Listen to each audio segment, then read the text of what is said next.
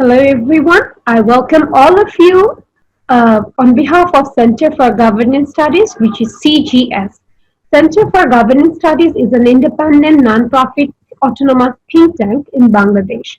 I am Tasmiah Ahmed, a lawyer by profession. I'm also working with CGS as its research associate. Today, actually, we are going to talk about two very important issues that we have came across since 2001. Because we are actually passing through the month September, and as we all of us we know that September 11 is a very significant date in the world history because a terrible terrorist attack took place in the year 2001 on this date on the soil of United States of America, and we are actually passing through that month. And for remembering that day, and also to discuss about another most difficult challenge that we are going through, that is COVID-19 pandemic, we have arranged today's program. So, without further ado, I would like to introduce our guest. Today, I'm going to introduce. So, without further ado, I would like to introduce you with our guest, who is none other than Brigadier General Dr. Mohammad Sakhawat Hussain, who is the former Election Commissioner of Bangladesh and who is also a senior fellow at South Asia Institute of Policy and Governance. And today, we are extremely lucky that we are having him with us to discuss these two issues. I welcome you, sir, to this discussion. Thank you. Thank you. Sir, I'd like to get into the main discussion, if you permit. Okay. Go, please. Thank you. So, as we all know, that I've already told about that there was a deadly terrorist attack that took place in United States of America in the year 2001 on September 11. So actually, what happened was just to have a short recap on that.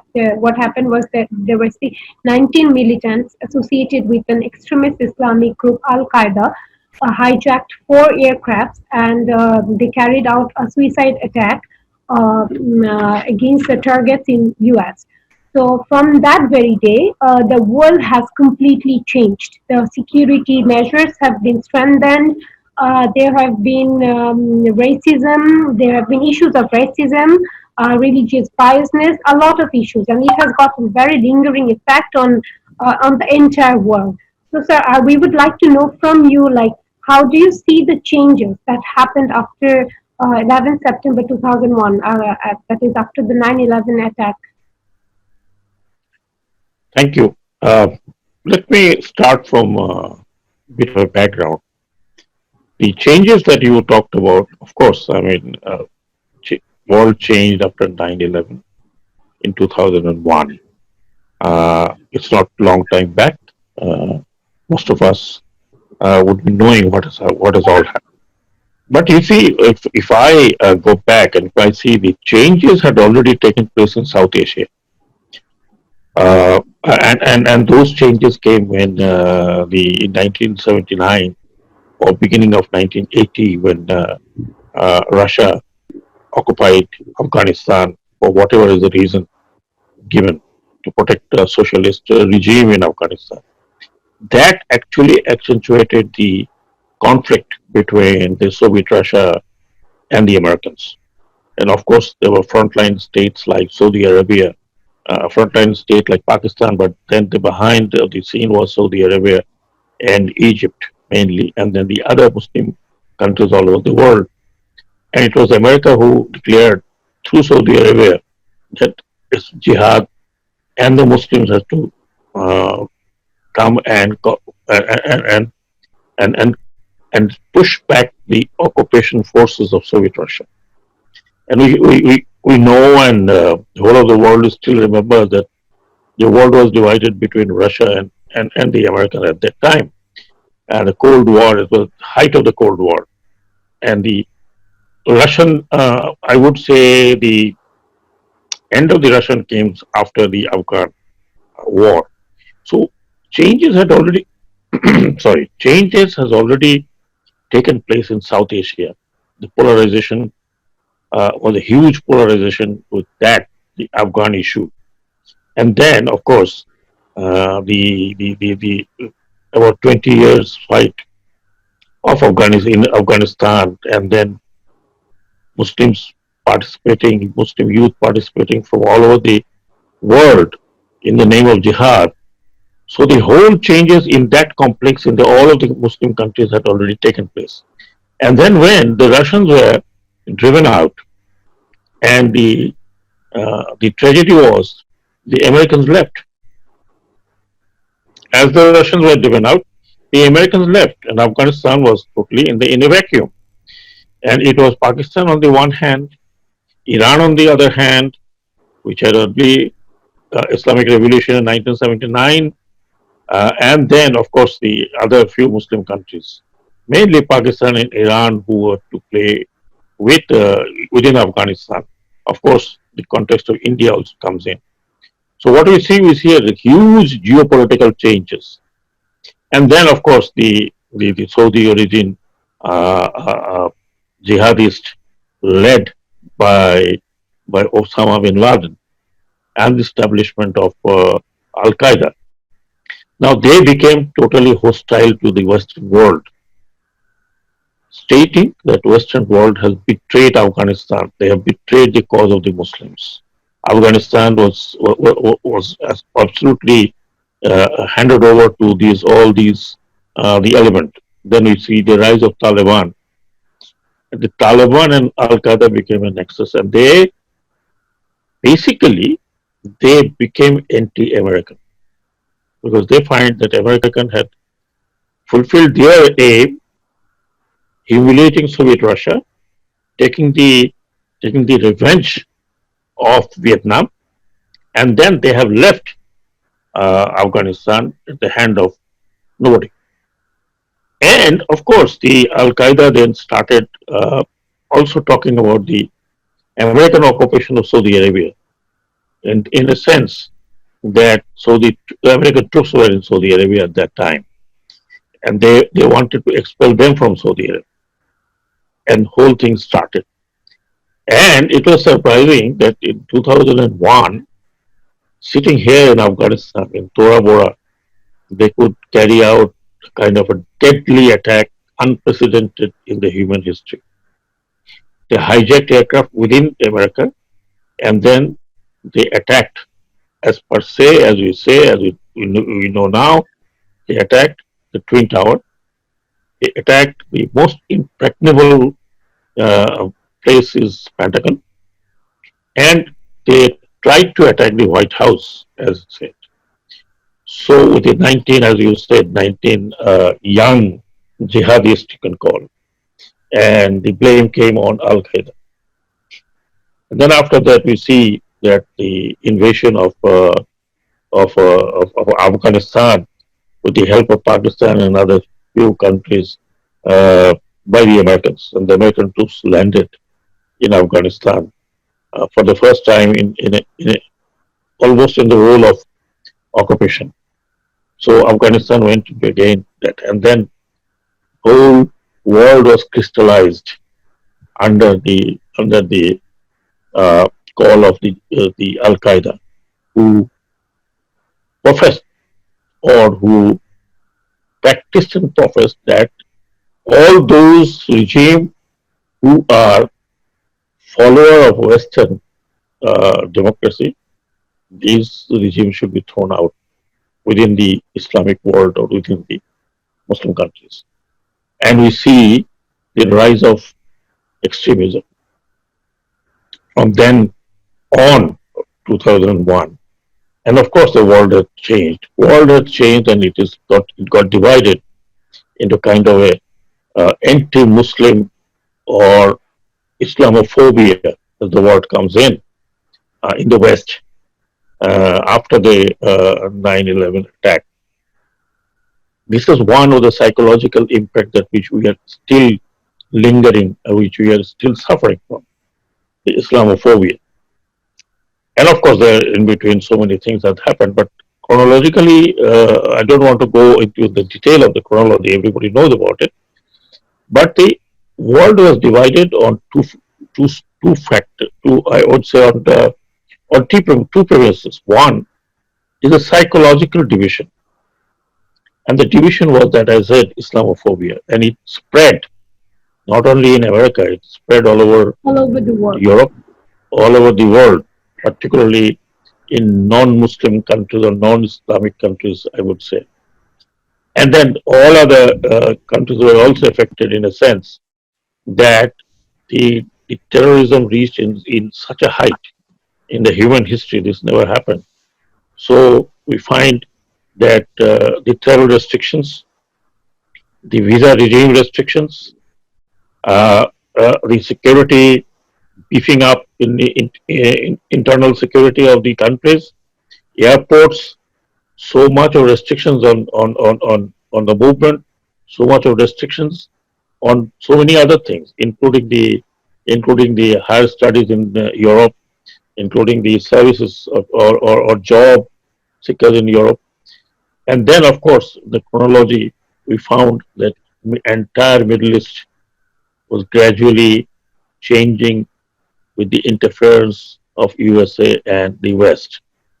And it is today, as we are seeing, exactly the Israeli Arab Israeli conflict, and then what is happening now. So, in a sense, world changed in the two, I would say, main on the two sides. One is the psychological impact that it still has, as hatred, the racism, uh, the religious sort of division, and the other one is the internal security, the huge expenditure of the each countries from their budget on the internal security, and most of the Middle East countries and Arabs and non-Arab countries are suffering from extreme terrorism, which again I would say uh, it resulted into what happened in the Middle East, like American occupation of Iraq,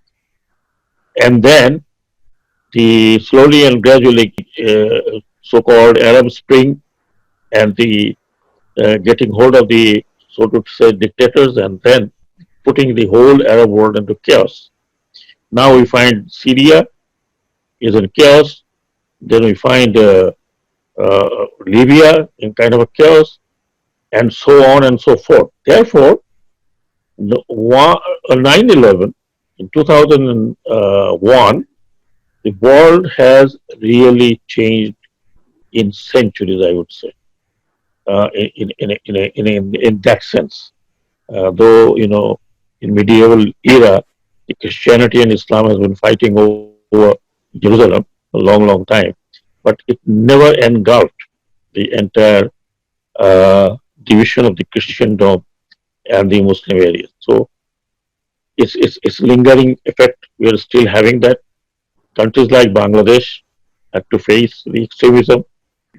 Not only in countries like Bangladesh, we saw Pakistan in the Gulf of absolutely the grip of that extreme extremism, I would say, because they are right in the front. We find that the rise of Pakistani Taliban and many other pro Al Qaeda organizations like UGI, uh, like in our country, something like JMB, uh, so on and so forth. And we had the effect in the rise of, in the gap with the rise of ISIS. And this is also the effect of uh, 9/11.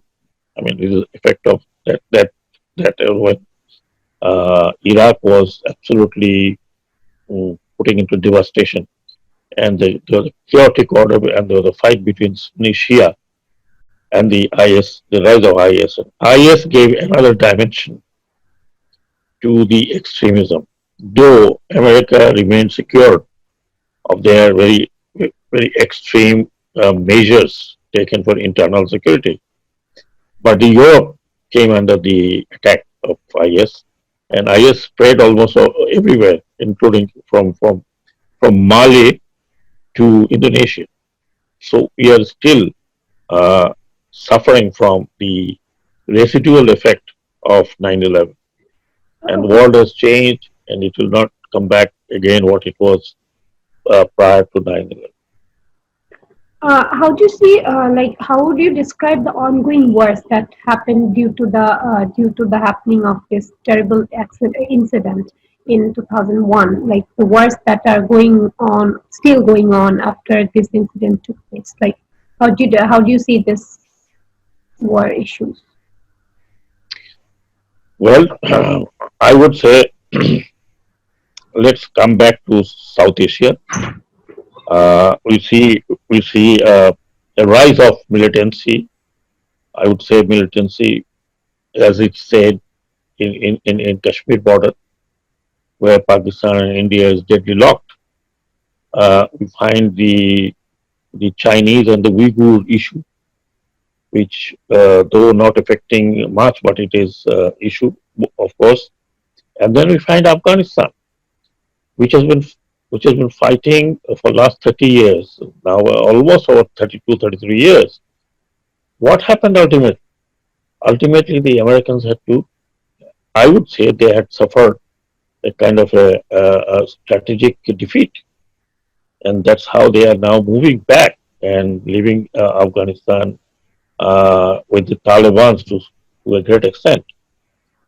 So we really don't know whether that country will be settled or not. But then there are geopolitical changes, like the rivalry between Pakistan and India, and then the element of Chinese uh, entering into. Sorry, and then we find a new element in the Middle East. Uh, Iraq is not yet settled. In fact, Iraq, as a post Saddam, the Iraq is still in turmoil, and virtually the Iraq has divided into almost three regions. There's a Shia element, and there's a Sunni element, and then of course the Quds on the north. So Iraq is no more that Iraq prior to the invasion of Iraq. We find in Syria for the last 10 years, it's a human saga. It's a pathetic situation in Syria where most of the cities have been destroyed by this side or that side, and the civil war going on where one side the Americans and the other side we find the Russians and pro-Assad regime. And of course, in the Middle East, the other problem has come up is the rise of Iran, rise of Shiaism, which is alleged to be influencing many of the Sunni states and Sunni countries, including the South, Saudi Arabia, Bahrain, and UAE, Qatar, and all this. And what now we see another polarization. Is the Iran versus Saudi Arabia and the allies of Saudi Arabia. And even then, on the north, we see another geopolitical changes, that is Turkey. So Turkey, rise of Turkey, which is trying to take the lead, and Turkey has a problem with the Saudis and the Saudi allies, and of course, the Turkey is now trying to carve out few areas from Syria. Now, remember that in 2023, the Lausanne Agreement is going to uh, culminate. And once that agreement culminates, after 100 years, and then ex-Ottoman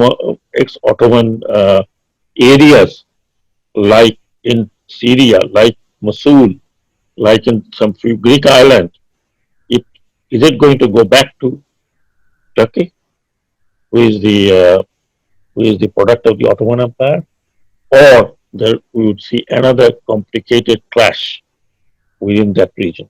So all these are effect of, I would say, 2001 and 9/11, and we see the behavior of America, the rise of China, and the collusion path between America and China. Here in our context, there are a lot of changes in South Asia as well. We find that India is again suffering from Indian majority, and the government is suffering from Islamophobia. And we find the rise of Hinduism. And of course, that would be, as it is becoming dangerous, anything can happen. Anything can happen. There would be a counter rise of the Islamic jihadists in that country. And that is going to engulf the entire South Asia in that sense. So we really don't know. We can't say that effect of 9/11 and 2001 has just evaporated. It's not. It's complicated further. The social, the diplomatic world, the social world, and of course the changes of the geopolitics of the entire world, I would say. So Thank you we so don't much. know. Actually, sir, I would like to add one point. Like I was going through an article written by a teenager boy, like how his life changed after 9/11. Like not only in this wider senses, even the individual life was affected, and Yes, even of course, of course, teenagers of were course. affected. Like how they were treated in school, being Muslim, how it felt. So I was actually going through that article. So thank you so much for like discussing these issues, and I hope it would help our viewers to have an idea like how 9/11 has affected entire world. Now we would like to talk about the next challenge that we are going through right now, that is COVID-19 pandemic. This is one of the biggest challenge, I would say, because we have never experienced this kind of pandemic like in such big and the spread of the virus is such has such the intense effect on human life, like it's a human crisis. It's being considered as a human crisis. So till date, I would say like there were about two crore COVID-19 positive cases around the world, and the virus has spread it through into more than 200 countries throughout the world. So sir, I would like to know from you again, like how do you see the changes during this pandemic period, and also after when the pandemic ends? How do you see the changes? How the world what the world needs to do to adopt with the changes? In your view, would you please explain? Well, it's totally my opinion because I'm not Mm-hmm. much expert on the COVID-19. on the disease and virus this thing, but as you're living through it till Yeah, all today, of us actually. yes, as you're living through it with a lot of skepticism, I would say, a lot of fear, a lot of fear of unknown, and we really don't know how it is going to end. And there's no sign and symptom of ending in a sense, except few countries where they could control. But nobody can say that the virus has gone away from those countries as well. And it has tremendous changes. I would say this virus has proved to be more, I would say, uh, i- acting as a catalyst of a lot of changes, more than I would say 9/11, in a sense that it has affected all the countries. And it's not that it has affected one race and it didn't affect another race. It affected one religion, it didn't affect another religion. So entire human kind of the world today are very much affected by this pandemic. And in our lifetime, we never thought that such issue will come, except that 100 years back, there was another pandemic, but that was more confined to the Europeans than of the Asians. Now we find that next to our door, it's a neighbor. Every day, so many people are dying. So it has got two effects. Uh, Many other effects, but I would say that the two major effects. One is the social changes, and in that, the lifestyle of the society and lifestyle of the individual, that change has come. And second, is the huge impact on the world economy. And that includes the developing countries mostly would be suffering from this economic crisis which is coming. And then, of course, the with that economic crisis, the human crisis. That means that countries which are suffering most and have a densely populated and otherwise, there are a lot of people for last 6 months have lost their job, and they're suffering from the economic crisis. Imagine that almost every country, their GDP has dropped. Their economic growth has gone down. Uh, for example, one of the biggest country is India, whose economy is said to be 2.5 is the growth rate in these few 6 months. As for Bangladesh, uh, the development which was ongoing, they have thwarted. When they temporarily halt, whether it is temporarily or it is going to for few more months. That means that everything has been stopped, and when it restarts, it will escalate. All these projects which Bangladesh is having, its budget will escalate to at least, if not double, near to the double because of this pandemic. And then, of course, the health issue, the public health. Uh, we have found all over the world. It's not only in Bangladesh. The countries were not prepared, and their expenditure on public health was not uh, as much to face such kind of pandemic. It's not only poor country, but we see much developed, much richer country could not tackle the initial onslaught, and that definitely affected entire social spectrum. So is in Bangladesh. So is in Bangladesh. We had no idea how to tackle it, or maybe that we didn't give much of importance. And then, of course, the initial steps we could not take. Now it is difficult to put people inside the home and quarantine and lockdown, whatever it is. Not in the countries like Bangladesh, for example. The simple reason is that people have to go out to earn their bread, and they don't really bother what pandemic is. So we are in kind of a difficulty. Every day we're seeing that people are being affected. Though the announcement that we find, we said that mortality rate is much lesser, whatever it is, but it is affecting the society. Our daily life has changed. For example, now I'm talking to you digitally. If it was not COVID, probably would have seen each other face to face. Of So course.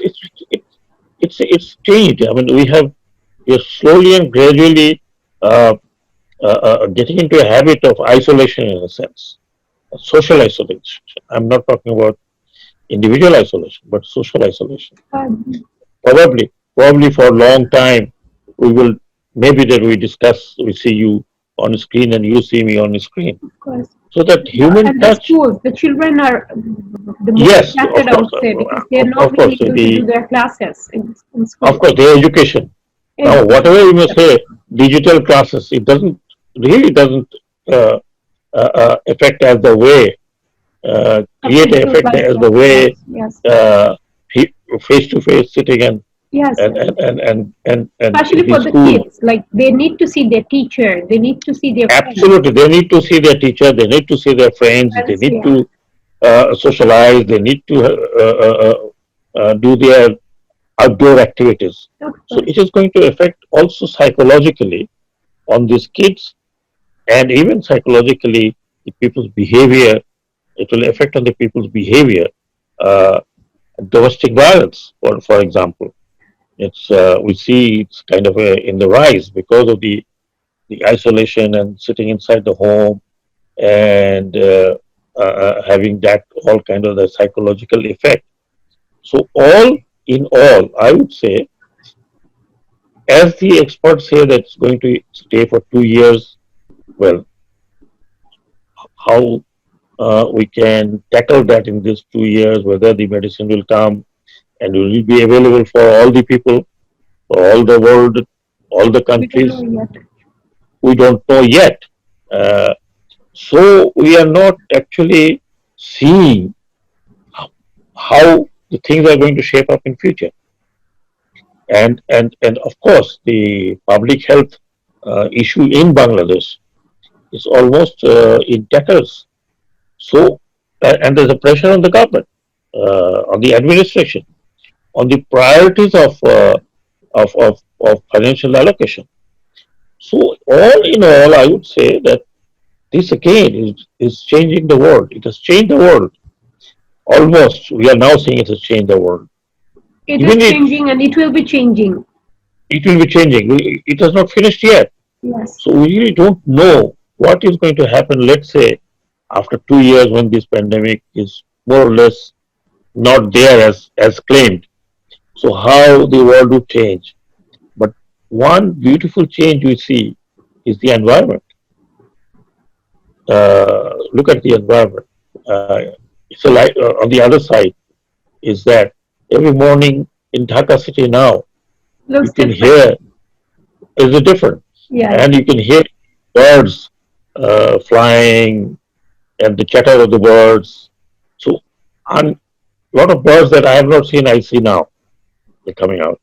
So, what I'm trying to say is that perhaps there may be some changes positive, there will be some changes negative. And one of the negative change that I find that would be for maybe next 2 years or 3 years is that social bondage. That social bondage is again becoming a little different. For example, you can't see your friends, you cannot go around all the time, I cannot go around all the time. So, life, what it was in this country before March, it is not going to come back again very soon. So, all the changes, economic changes, social changes, even behavior changes, even pattern changes, and of course, the psychological issues that coming up, particularly with the young kids who cannot go to the school and colleges and universities. That is going to definitely be a very big concern for the country and for the society. Of course. Thank you so much, sir. I totally agree with you. Like these changes are going to like reshape the world, reshape the how we are seeing the world right today.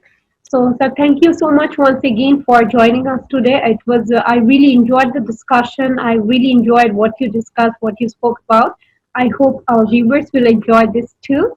So today we are going to finish our discussion program. So, with your permission, may I finish the program? Thank you very much. Thank you. Thank you, sir. Thank you. Thank you. Hope to see you soon Thank you. again. All right. Hopefully, Hopefully. hopefully you see face to face. Of course, inshallah. Okay.